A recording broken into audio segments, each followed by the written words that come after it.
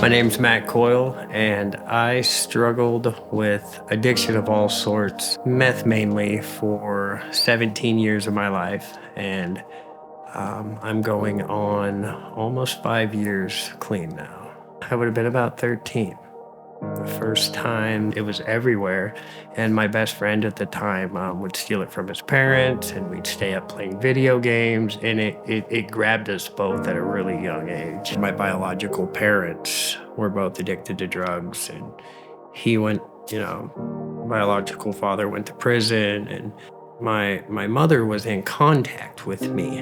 And I think subconsciously in my mind, I was naturally drawn in that direction because something had to be just amazing about this stuff if my mom chose it over me. From 2016 to current, I have been in some form of a sober living environment. So it would have been 2019. When, for the first time in my life, I was kicked out of the Unity house. I actually had a warrant. And for the first time in my whole life, there was no one to call. And that was like the aha moment for me. And that night, that early morning, I threw away what I had left of drugs. And I went to Country Oaks, where I met Kirk Thompson. And I found out from him that, hey, I'm going to 180. And it was the start of a brand new life. I'm Kenny Thrower, and I've battled too many drugs to even count throughout my life. Been sober for a little over 7 years. We moved a bunch of times when I was little, I remember. And it was a lot of kids my age, and I was just attracted to the ones that were smoking marijuana. I started doing that about 10 years old. And the first time I did it, it was everything that hurt me inside went away. And so I went at it. I went at it really hard. They put me in my first rehab when I was 11. I stayed in there for a year and a half.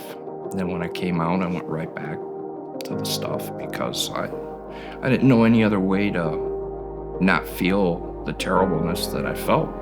2017, I discovered heroin. And that was the one that destroyed me. Within a year, I lost everything. Good job. This really nice girl I was dating.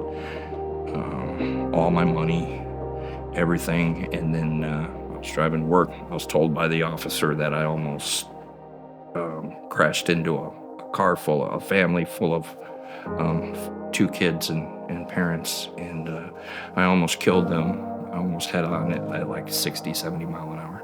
They arrested me. I woke up in the hospital.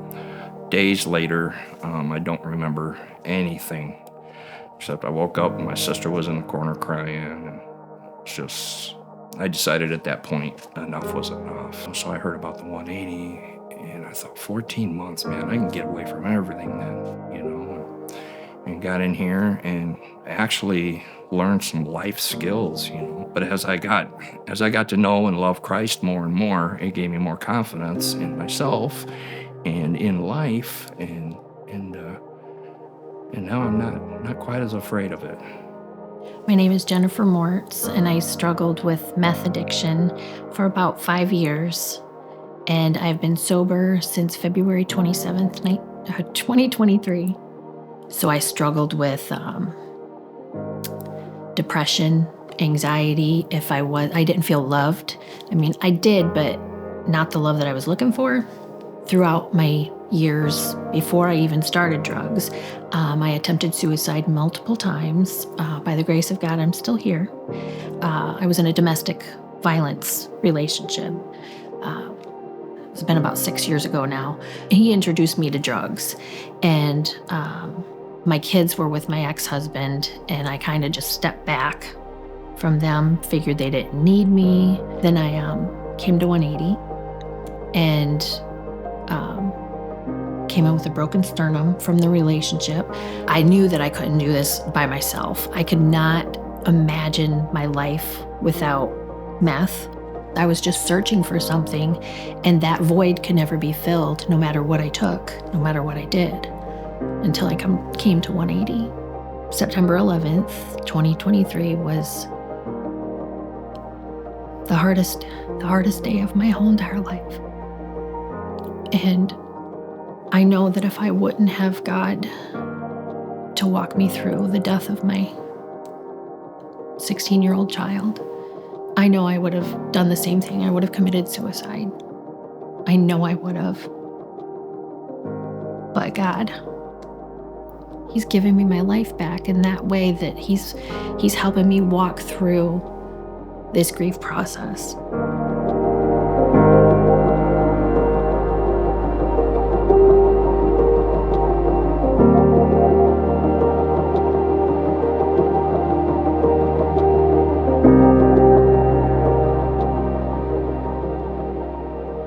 We use drugs our whole life for a certain reason, and most of the time it's mental illness.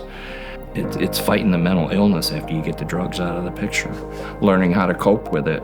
I do my best to let them know, look, I've been in these places. I got out, look at me, look at what I'm doing.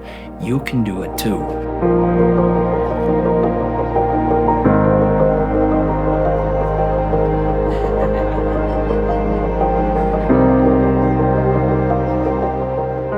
You know, when you live in addiction, you do things that you're not proud of, right?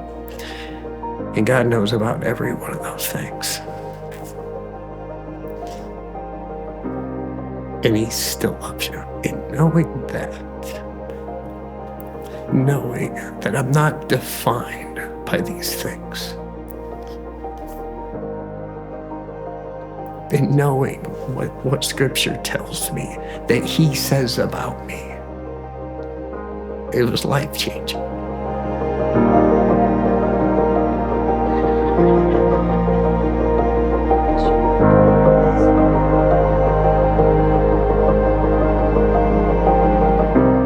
And in turn, it's showing these girls that no matter what you face, He will get you through it. It's never too late to turn to God.